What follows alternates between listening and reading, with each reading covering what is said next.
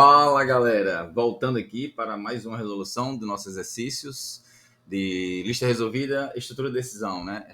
A gente resolveu os 4 primeiros exercícios usando somente o if, que é uma estrutura condicional simples, e agora a gente vai partir para o if e o else, né? Se e se não, que é uma estrutura composta, tá? Então, é esse o problema quadrado da raiz. Então, vamos dar uma olhada aqui. Basicamente, o que é que esse problema traz? Ele te dá uma entrada, né, 9, no caso, um número, e ele quer fazer o quê? Ele quer que a gente calcule o quadrado de um número, caso ele seja um número negativo. Então, se ele for um número negativo, eu quero que ele imprima o quadrado de um número. E se ele for positivo, né, ou melhor, caso contrário, na verdade, se ele for o contrário de um número negativo, ele tem que fazer a raiz quadrada. Então, por exemplo, 9, ele é negativo? Não, se fosse negativo era o quadrado do número. Se ele não é negativo, ele tem que fazer o quê? A raiz quadrada. Então, deu 3, né? Número negativo é o quadrado do número, né? Então, é isso que a gente vai ter que fazer. Então, basicamente, a gente só tem uma entrada aqui, né? A gente vê que só tem uma entrada por teste. Cada teste desse, que esse retângulozinho tem uma entrada. Então, eu só vou precisar de um prompt. Vou chamar aqui de número, chamar só de num, simplificar. Vou fazer a entrada do dado. Entre com o número. E vou agora fazer o teste, né? Usando não só mais o if simples, né? Esse aqui, né? O teste se simples. Mas agora a gente vai ampliar ele, que ele vai ter não somente o se, mas vai ter o se não, que em inglês é o else. E eu coloco um outro bloco. Então agora eu tenho 2 blocos.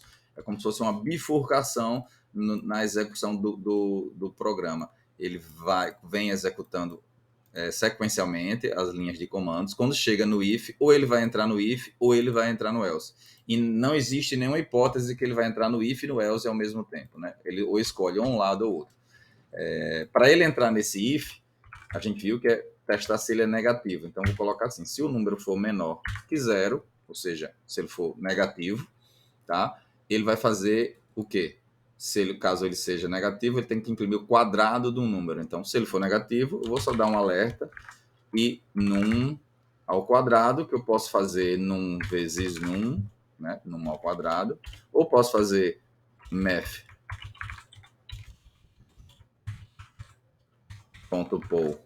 o num elevado ao quadrado, ou ainda, como a gente está utilizando a versão do JavaScript mais nova, eu posso fazer o num assim, ao quadrado, tá?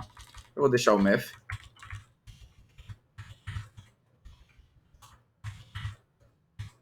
.poll, mas vocês ficam livres para usar qualquer um dos métodos, tá bom? E se não, caso contrário, né, caso ele não seja um número negativo, ele tem que calcular a raiz quadrada. E a gente tem o math sqrt, que é a função que calcula a raiz quadrada. Basta colocar o número aqui, que é o meu num, tá? Então, basicamente é isso. Aqui a gente faz a introdução das estruturas de decisão, das estruturas condicionais compostas, né, que é o if, é o se não. Então, onde tudo que for, se isso aqui for verdadeiro, ele executa isso, e caso contrário, né, ele executa o de baixo, né.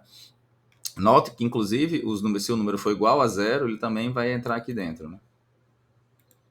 Então, basicamente é isso, né, número negativo, 1 menos 2 negativo, o quadrado, tá? Então, basicamente é isso. E qualquer dúvida, pessoal, coloca nos comentários que a gente vai respondendo. Um abraço, até mais.